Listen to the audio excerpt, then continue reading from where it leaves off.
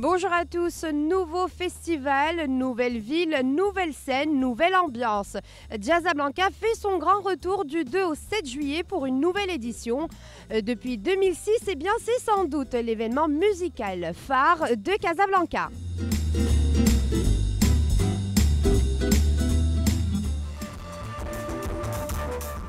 La 14e édition du Jazzablanca a commencé sur les chapeaux de roue. Nouvelle scène, nouvelle playlist et plusieurs ambiances pour plus de plaisir et de musique. D'ailleurs, lors de la première journée, la soirée a commencé avec les frères Swissi et leur jazz marocain au village Samsung.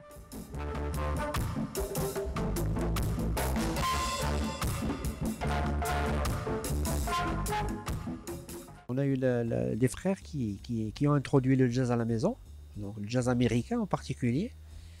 Et on est devenu musicien et avec le temps, on s'est dit pourquoi pas mettre dans ce jazz une saveur marocaine.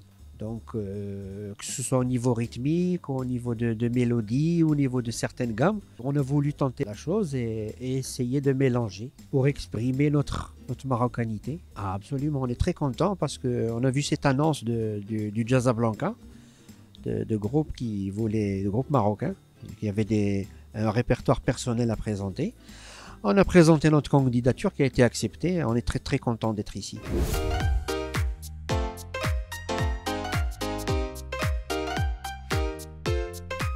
Cette année, plusieurs scènes étaient à la disposition des mélomanes, notamment la scène BMCI à la Place des Nations Unies, où la programmation s'est étalée gratuitement lors des 6 jours du festival, grâce au soutien de la Fondation BMCI.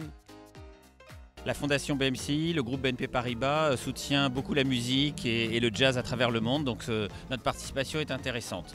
Autre point important pour nous, c'est la deuxième année, si je ne me trompe pas, que nous le faisons. Nous mettons en avant aussi les associations que la Fondation BMCI soutient à travers le temps, pendant l'année, et elles ont un stand pendant toute la semaine du festival, et les festivaliers comme ça peuvent se rendre compte de leurs actions concrètes, et ça c'est très très très bien. Au fil du temps, Jazzablanca s'est imposé comme l'événement musical phare de Casablanca. Depuis 2006, le festival a pris de l'ampleur et est devenu le lieu de rencontre attirant un public de tout âge venu de tous les horizons.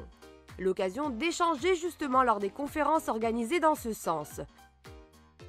En partenariat avec l'Institut français de Casablanca, Jazzablanca a organisé le jeudi 4 juillet à l'hippodrome Casa Anfa une conférence sous le thème « Culture, vecteur de développement territorial ».